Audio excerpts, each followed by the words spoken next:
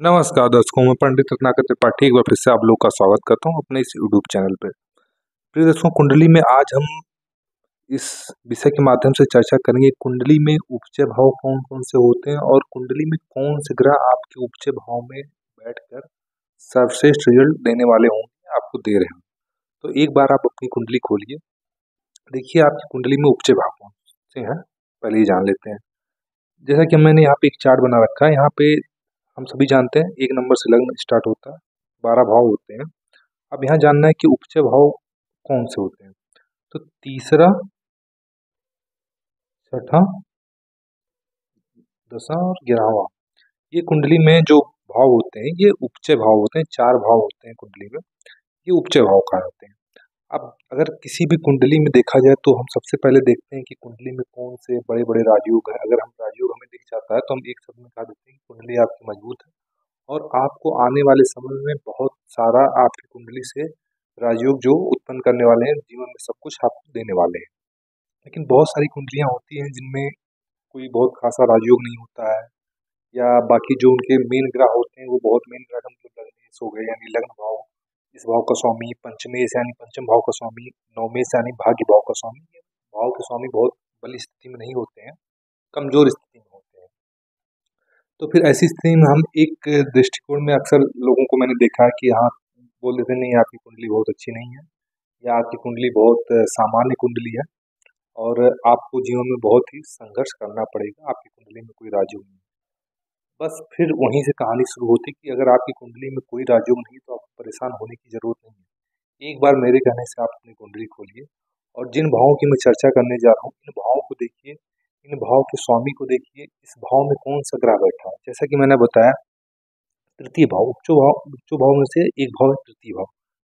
तृतीय भाव पराक्रम का भाव, पुरुषार्थ मेहनत का भाव है, छोटे भाई बहनों का भाव है। और उपचय भाव में से ये एक भाव ऐसा है जो आपकी कुंडली में आपको देखना होगा कि इस भाव में कौन सा ग्रह बैठा है। जैसा कि मैंने अपने पहले भी बहुत सारे वीडियो में बताया है कि तीसरे भाव में पापक ग्रह बैठ के बहुत अच्छा रिजल्ट देते हैं और जीवन में संघर्ष देते हैं, लेकिन संघर्ष के माध्यम से ही आपको बुलंदी का भी रास्ता तय कराते हैं। तो आपकी कुंडली में अगर देखिए तृतीय भाव यानी थर्ड हाउस में कौन सी राशि बनी है, अगर किसी पापक ग्रह की राशि बनी है, आपकी कोई भी लग्न हो नहीं फर्क पड़ता है, किसी पापक ग्रह की राशि बनी हुई है, जैसे कि सूर्य हो गए, आपके शनि हो गए, मंगल हो गए, इनकी राशि अगर आपकी कुंडली के तीसरे भाव में बनी हुई है तो आप देखिए कि पापक ग्रह की राशि वहाँ बनी हुई है, वो पापक ग्रह आपकी कुंडली में कहाँ बैठा है। अगर वो ग्रह केंद्र में बैठा है, त्रिकोण में बैठा है, या इन्हीं भाव में उच्च भाव मतलब 3 में बैठा है या 6 में बैठा है या 10 में या 11 में, तो ये आपकी कुंडली का एक ऐसा राजयोग है, एक छुपा हुआ राजयोग है जो अक्सर आपको नहीं बताया जाता है। इसके बारे में आपको नहीं बताया जाता और ये राजयोग ऐसा राजयोग है जो आपके कर्म पर निर्भर करेगा। आप कितना मेहनत करते हैं इस पर निर्भर करेगा, तभी ये राजयोग जागृत होगा। बाकी कुंडली के और सारे राजयोग आपको बैठे बिठाए कुछ ना कुछ देते रहेंगे, जो बड़े बड़े राजयोग है, लेकिन ये राजयोग है लेकिन छुपा हुआ राजयोग है। इससे आप, इसके लिए आपको लिमिटेशन अपनी क्रॉस करनी पड़ेगी मेहनत के मामले में। तो अगर तृतीय भाव का स्वामी जो आपकी कुंडली में कोई पापक ग्रह बन रहा है, मान लेते हैं कोई शुभ ग्रह भी अगर आपकी कुंडली में तृतीय भाव का स्वामी बन रहा है, तब भी अगर आप देखिए कि अगर आपकी कुंडली में वो ग्रह कहाँ बैठा है, केंद्र में बैठा है, त्रिकोण में बैठा है, तो ये बहुत ही उत्तम स्थिति है। यानी पराक्रम अगर आप करते हैं तो आपको इसका प्रभाव जरूर मिलेगा, और अगर कहीं पापक ग्रह हुआ तब तो फिर बहुत ही अच्छा माना जाएगा। ये एक पॉइंट हुआ कि उच्च भाव का स्वामी आपकी कुंडली में केंद्र में यानी 1, 4, 7, 10। अब देखिए तृतीय भाव का स्वामी 10 में बैठ जाएगा, ये पराक्रमी योग बना देगा। लग्न में बैठेगा आपको पराक्रमी बनाएगा। सप्तम में बैठेगा तो भी बढ़िया है, फोर्थ में बैठेगा तो भी ठीक है। अगर कहीं त्रिकोण में जाके भाग्य भाव में बैठ जाए, अपने भाव को देखेगा, मजबूत करेगा। लग्न में बैठ गया, मैंने बताया, पंचम में बैठ गया तो भी वो बढ़िया है। या इंसान अपने पराक्रम को ज्ञान के मार्ग पे ले जाके और अपने जीवन में बुलंदी प्राप्त करेगा अगर पराक्रम में आपके पंचम भाव में जाके बैठे हैं।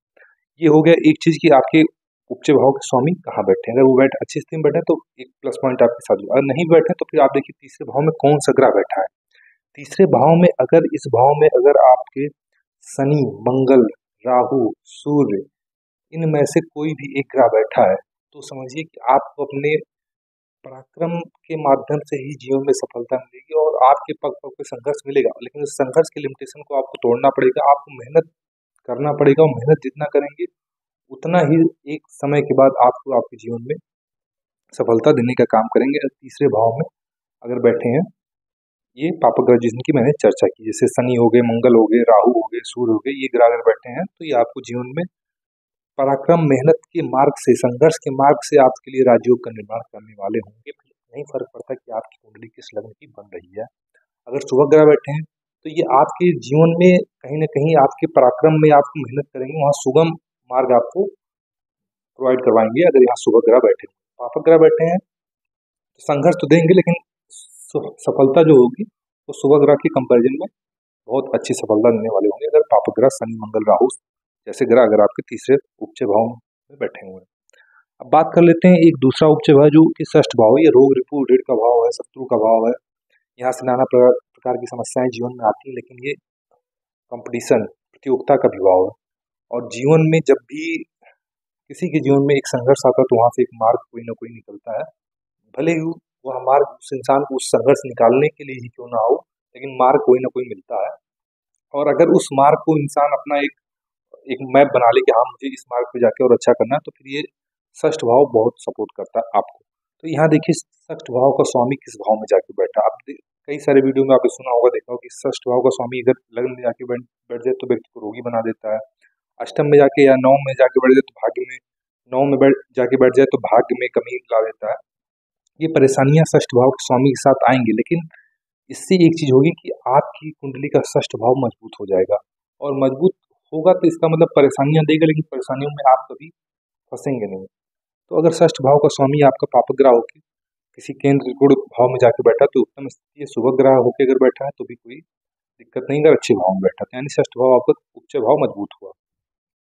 अब इस भाव में देखिए शनि, राहु, मंगल, सूर्य, इन्हीं की चर्चा आज होगी। आज शुभ ग्रहों की से ज्यादा पाप ग्रहों पे ही जोर दिया जाएगा। इनमें में से कोई ग्रह अगर आपकी कुंडली के षष्ठ भाव में बैठा है तो एक बात तय है कि आपके जीवन में कितनी भी समस्याएं आ जाए और अगर आपको वो समस्याएं परेशान करेंगे, लेकिन आप परास्त नहीं कर सकते हैं। षष्ठ भाव में अगर शनि बैठे हैं, मंगल बैठे हैं, राहु, ये सब प्रबल शत्रुहंता योग बना देते, चाहे वो रोग के मामले में हो, चाहे शत्रु के मामले हो, चाहे किसी जीवन के किसी ऐसे जातक को प्रतियोगिता में बहुत अच्छी सफलता मिलती है। अगर यहाँ शनि सोग्रही होकर बैठे हों या मंगल बैठे हों तो भी यहाँ पे बहुत अच्छा पराक्रम योग बनाते हैं मंगल। तो कहने का कुल मतलब है षष्ठ भाव को हमेशा आप गलत दृष्टिकोण से मत देखिए। षष्ठ भाव, तीसरा भाव हो गया, षष्ठ हो गया, 11th हो गया, 10th हो गया, ये सब भाव बहुत अच्छे भाव हैं, बस इनके मार्ग सुगम नहीं होते, इसलिए हम इनको इग्नोर कर देते हैं, दरकिनार कर देते हैं। तो षष्ठ भाव में अगर ये ग्रह बैठे हुए हैं तो और कहीं अपग्रह की राशि भी यहाँ बनी हुई है तो आपके जीवन में परेशानियां आएंगी, लेकिन परेशानियों में परिश्रम में ही, परेशानियों में ही आपका सफलता छिपी हुई है। तो देखिए षष्ठ भाव में आपका कौन सा ग्रह बैठा हुआ है। तीसरा उच्च भाव है जो कि दसम भाव, कर्म का भाव, ये श्रेष्ठ भाव है, चारों केंद्रों में बहुत ही मजबूत भाव है। कर्म के बिना जीवन में कहाँ कुछ है। अगर इस भाव में जैसा कि हम जानते हैं कोई एक ग्रह भी बैठा हो तो ये भाव मजबूत हो जाता है, चाहे वो शुभ ग्रह हो, पापक ग्रह हो। शुभ ग्रह आपके जीवन को आसान बनाते हैं, पापक ग्रह आपके जीवन को एक तरह से सफल बनाते हैं, भले उनका मार्ग कठिनाई के माध्यम से ही क्यों ना हो, लेकिन जीवन में संघर्ष के बाद भी सफलता देते हैं और बुलंदी ऐसी पहुंचाते हैं कि उसकी कोई हानि नहीं होगी। तो अगर आपके दसम भाव में मंगल कुल दीपक योग बनाएंगे, सूर्य वो भी कुल दीपक के समान योग बनाएंगे, महापराक्रमी होगा व्यक्ति, दिग्बली होंगे। यहाँ पे शनि कारक होते हैं, यहाँ पे राहु, दसमस्त राहु राजनीति में व्यक्ति को ऊंचाई पे ले जाता है। तो अगर ये ग्रह यहाँ पे बैठे हैं तो यानी ये भाव भी, उच्च भाव आपका मजबूत हुआ और मजबूत हुआ। हाँ देखिए कोई भी ग्रह, जैसा कि मैंने पहले चर्चा की है, इस भाव के स्वामी को देखना हो, उच्च भाव को देखना है कि उस भाव में कौन सा ग्रह बैठा है, उसके साथ साथ ये भी देखना है कि उस भाव का स्वामी कहाँ बैठा है, उस भाव का स्वामी बन कौन रहा है, वो उस भाव के स्वामी की स्थिति कैसी, क्योंकि ग्रह भी किसी भी भाव में बैठते तो वहाँ किराएदार होते हैं। सबसे पहले आपको मालिक को देखना होगा, उसका मालिक की स्थिति क्या है, यानी दसम भाव की स्वामी की स्थिति क्या है, कहाँ बैठा। अगर केंद्र में, त्रिकोण में, यानी चारों केंद्रों में है, या फिर त्रिकोण में या दसम में, द्वितीय में है, तो ऐसी स्थिति में लाभ में है तो बहुत ही उत्तम स्थिति हो जाएगी। फिर आपका जो पापग्रह उच्च भाव में बैठेगा वो और ही अच्छा रिजल्ट आपको देने वाला होगा। तो ये हो गया दसम भाव की चर्चा, तीसरा उच्च भाव।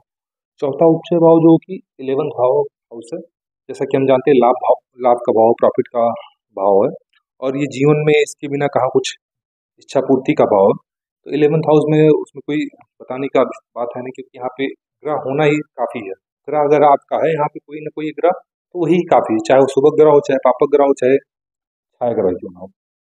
तो यहाँ पे अगर ग्रह है तो वही काफी है। बाकी अगर शनि बैठे हैं तो आपके जीवन में चीज़ें डिले करते हैं, क्योंकि एक दृष्टि इनकी लग्न पे जाएगी तो चीज़ें डिले होंगी, लेकिन ये भी आपको धन दौलत सफलता देने का काम करते हैं। मंगल यहाँ पे बहुत अच्छा, राहु यहाँ पे अच्छा, राहु यहाँ राजयोगकारी हो जाता है, सूर्य सब 11th का सूर्य आपको सरकार से लाभ दिलाता है, बुध यहाँ पे अच्छा, शुक्र यहाँ पे अच्छा देते हैं। लेकिन अगर यहाँ पाप ग्रह बैठा है तो बहुत अच्छा माना जाएगा, शुभ ग्रह भी अच्छा, वो भी अच्छा माना जाएगा अगर बैठा है यहाँ पे। लेकिन इस भाव के स्वामी की स्थिति देखनी पड़ेगी कि 11th हाउस के स्वामी लग्न में है, द्वितीय में महाधनी योग बनाएंगे, पंचम में अपने भाव को देखेंगे, नवम में महाभाग्यवान योग बनाएंगे, दसम में कामधेनु योग के समान ये फल देने वाले हो जाते हैं, सप्तम में भी बहुत अच्छा, व्यापार के मामले में 4th हाउस में बहुत अच्छा। तो उपचय भाव को देखेंगे, सबसे पहले उस भाव के स्वामी को देखेंगे।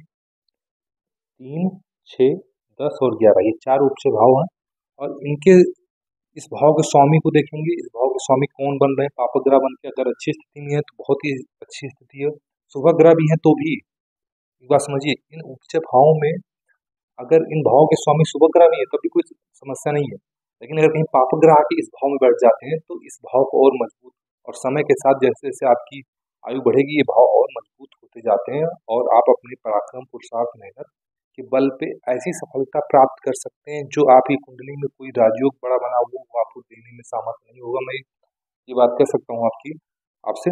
लेकिन ये अगर आपके अच्छी स्थिति बन रही उपचय भाव, और कहीं लग्नेश और भाग्येश में से एक कभी अगर बल मिल गया आपको, तो फिर ये उपचय भाव आपको फर्श से अर्श तक पहुंचाने का काम करेंगे। तो आप अपनी कुंडली में देखिए कि तीसरे, छठे, 10वें और 11वें भाव का स्वामी कहाँ बैठा है, इस भाव में कौन से ग्रह बैठे हैं, इनकी चर्चा मैंने की है। अगर ये ग्रह बैठे हैं तो आपको फिर अपने जीवन में पुरुषार्थ ही एक मार्ग है जो आपको आपके जीवन को बुलंदी तक पहुंचा सकता है, दूसरा और कोई मार्ग नहीं है। फिर फर्क नहीं पड़ता कि आपकी कुंडली में कोई और राजयोग है कि नहीं है, आप बस इतना देखिए कि आपकी कुंडली में उपचय भाव की स्थिति क्या है, इस भाव का स्वामी कहाँ है, इस भाव में कौन से ग्रह बैठे हुए हैं।